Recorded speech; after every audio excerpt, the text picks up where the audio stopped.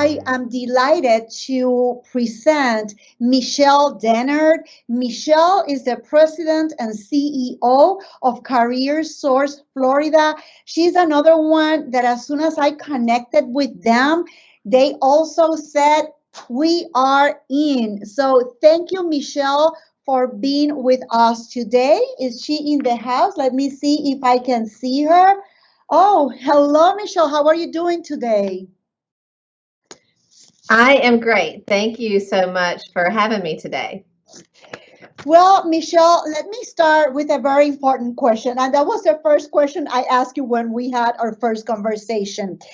Could you please clarify what is CareerSource Florida and how do you help businesses and people to be successful? Sure, it's a question I love to answer, and I get asked that pretty often. But CareerSource Florida is the governor's principal workforce policy board. So our board directs strategic workforce development and investment for the state of Florida. Our business-led board is appointed by the governor and represents a cross-section of stakeholders who have a role in Florida's talent system. We're a nonprofit organization dedicated to providing Floridians access to training and education to meet the rapidly evolving needs of businesses, which is so important today. Our vision is that Florida will be the global leader for talent, and that word global is so important here, and we've heard that in the conversation today, as Florida plays a role not just in our region, but across the globe.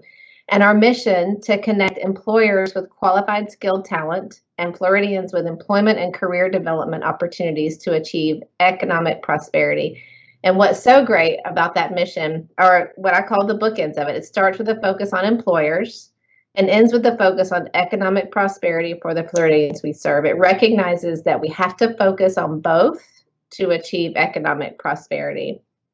Our CareerSource Florida network includes 24 local workforce development boards all across the state with 100 career centers to help job seekers find and keep new jobs, better jobs that lead to rewarding careers. In the Orlando area, for example, we work with CareerSource Central Florida. Across the state last year, we helped more than 143,000 people find jobs, and more than half of the people who come to us for help are women. We have programs that help people who are facing significant barriers to employment, and those are people who typically have a high school education or maybe even a little bit less, or maybe they're on public assistance, or maybe they have some other barriers that have held them back from being able to enter the workforce. So sometimes people need help just getting a GED or some training in some basic skills. But the great part about that, and I'm really pleased to say that more than 83% of adults with barriers to employment who come to us for help and get jobs are still employed a year later, making more than $33,000 a year, a fantastic jumping off point for those individuals. And our goal is to always get to people into that first job that turns into a meaningful career, enhanced economic mobility and trajectory for that individual. And that helps businesses secure trained and motivated talent and helps Floridians improve their lives and support their families. Wow. It's impressive, Michelle. Thank you very much for all that you are doing, and your numbers are really impressive as well. Let me ask you, and this question, it's very important for me as a Latina, as a Hispanic woman.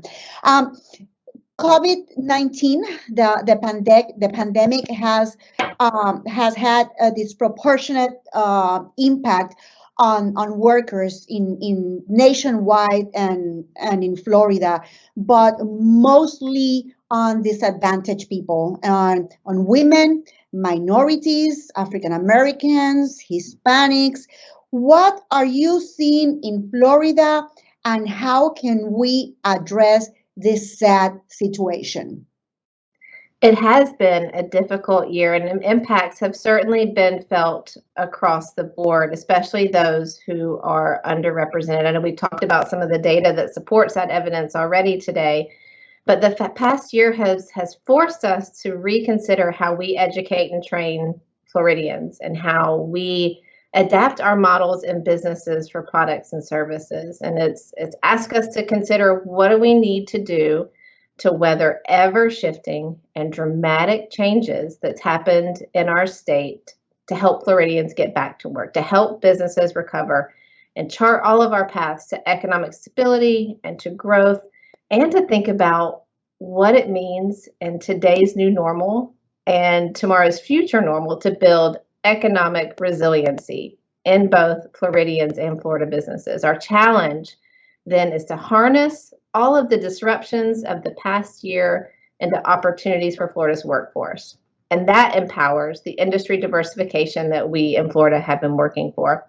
But most important to this is we need to ensure that economic recovery is inclusive. And this priority has certainly taken on an increased urgency due to the pandemic. The Florida Department of Economic Opportunity says that younger people and those with less education were more likely to have lost employment income or not to be employed as a result of the pandemic.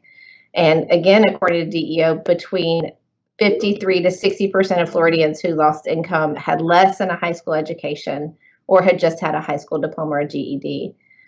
So we also know that people between the ages of 18 to 24 experienced more job and income loss, and women have been disproportionately impacted with a higher unemployment rate comparatively to men. So we know that they're feeling the impacts more significantly. And for females, the industries losing the most employment were accommodation and food services, retail trade, arts and entertainment, and then other industries falling below that. So our imperative becomes to be sure we are providing equity and access in our service delivery models by developing solutions that work for women whose jobs have been impacted by COVID-19. We've done that in a couple of ways. By innovating in how we serve our job seeker customers, we've provided technology solutions for virtual job fairs. People across the state can connect with employers just like we're connecting here today through Teams, through Zoom, through other platforms that provide the ability to have that one-on-one connection, see each other's faces, and determine whether job opportunities are right for those who are seeking them. It makes it easier to engage in that job search. And we've provided the option for job seekers to engage in our 100 career centers across the state for services like resume assistance, interview practice, career counseling virtually. Again, we're becoming so reliant on these virtual technologies because they're efficient and because they reach people like they are. And we've worked to be sure that we're helping Floridians connect with those services. When the COVID-19 pandemic caused mass closings and layoffs, resulting in more than 3 million Floridians filling unemployment claims, CareerSource Florida immediately developed an outreach strategy to help folks figure out where to go. Where could I find reliable information about assistance and help after a job loss? And we know that business owners and people out of work maybe never had to access the state workforce system before. And we wanted them to know that we're here as a helpful, reliable, trustworthy resource. So we pushed out information, updated almost daily, about business grant information. We provided support for reemployment assistance claimants, help to connect to job searching opportunities, and other support services to help get back on their feet. So technology solutions to help connect people to job opportunities and awareness of services were most critical in addressing the impacts of job loss due to COVID-19. Well, let me tell you something. I really admire all that you are doing, and I want to offer myself to support you, to support women and Hispanic, Spanish-speaking women.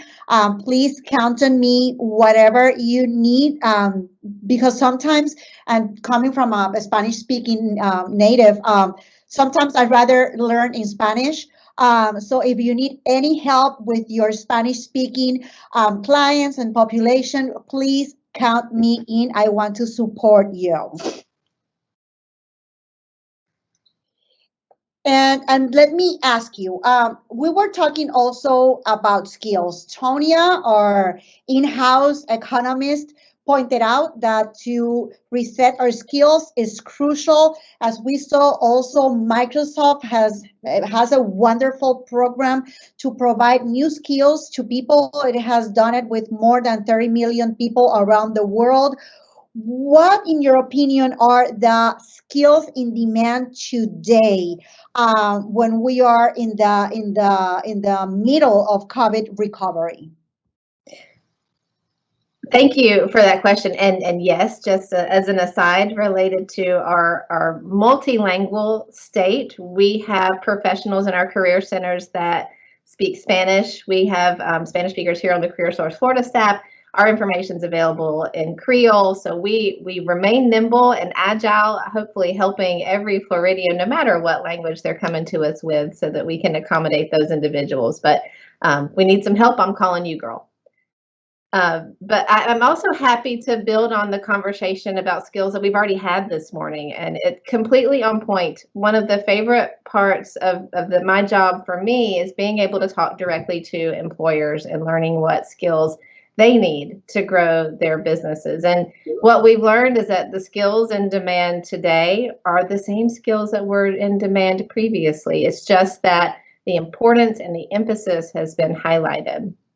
MC, an international data resource, recently released a report titled Resilient Skills, Their Survivor Skills that the class of COVID-19 should pursue. And what that report points out is that navigating and succeeding in a COVID-19 driven recession is all about skills, the skills that have remained or increased in demand, what they're calling resilient skills, also survivor skills, which is a fun way to think about them. And while last year has been riddled with unpredictability, it seems that we learn new information every day. A different business has opened, closed, or changed, and creative solutions to problems rule the day.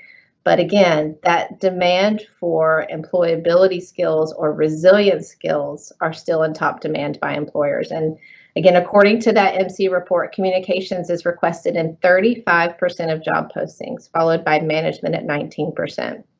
Other top skills in demand are leadership, teamwork, critical thinking. And what's interesting is that 30% of job postings ask for at least two of these skills, while 84% ask for at least one of them.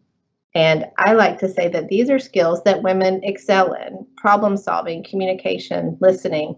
And in fact, CareerSource Florida conducted our own research on this topic very recently, and the results aren't different.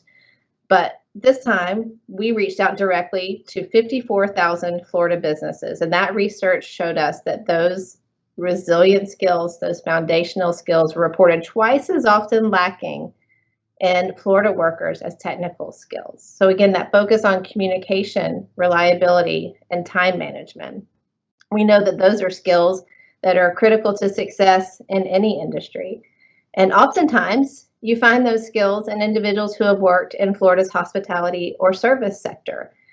Many of us, especially those of us who are native Floridians, have worked in the service industry in Florida, and I like to say it's the best place to learn listening, communication, sometimes dealing with angry customers. They're all skills that I still use in my job as president and CEO today. I just hope that I don't have to deal with too many angry customers.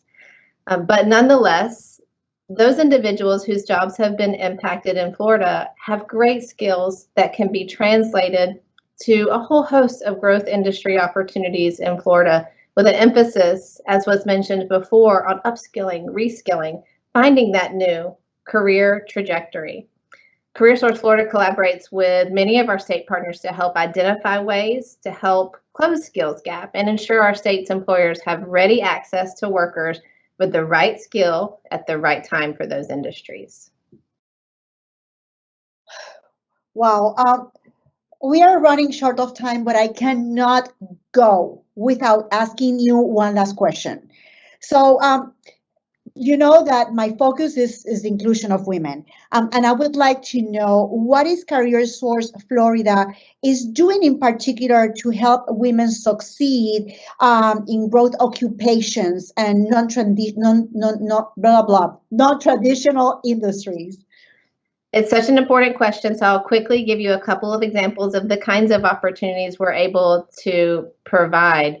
At our career centers, we offer resume assistance, career counseling, and connection to other vital services that can help women return to work, like childcare, often a barrier, and apprenticeship programs. We've seen a significant growth in those areas that look for help in finding women to identify with these growth opportunities, like with the Hartford insurance companies, where students can take a class for an associate's degree at Seminole State College while working at the Hartford, where they receive on-the-job training and being paid for their work while they're learning more about the business, learning more about the opportunities within the insurance sector. An example is a woman named Lizette, who is apprenticing as a paid family leave analyst, and she previously worked in childcare, limited education, and couldn't support her family. But this apprenticeship opportunity gave her a unique way to support her family while learning their skills. We've also worked to promote women in the tech industry. And CareerSource South Florida in Miami teamed up with the YWCA of the greater Miami-Dade County to launch the Tech Hire Center for Women. It's funded by a grant from the U.S. Department of Labor, but the aim of the grant is to put more women in well-paying IT jobs. And we know that last year, 57% of professional jobs in the U.S. were held by women, but only 26% were in technology positions. So we know that there's a disparity there. We have worked with our local workforce boards to promote opportunities to encourage training. We've also focused on the gig economy, where many women need and desire flexibility in their workspaces, and being able to work in project-based or task-based work provides different opportunities for women to be entrepreneurial, to leverage those innate foundational resilient skills that women have to take control of their own future, have their own business. And our workforce system is working to provide toolkits for gig workers to become self-employed and find their path. Michelle, thank you again for everything that you are doing. You are truly an inspiration. And thank you for sharing that incredible data with us, those stories. And then again, we are here to support you, your tremendous effort. So please count on us to support you and support Florida's growth. Thank you very much, Michelle.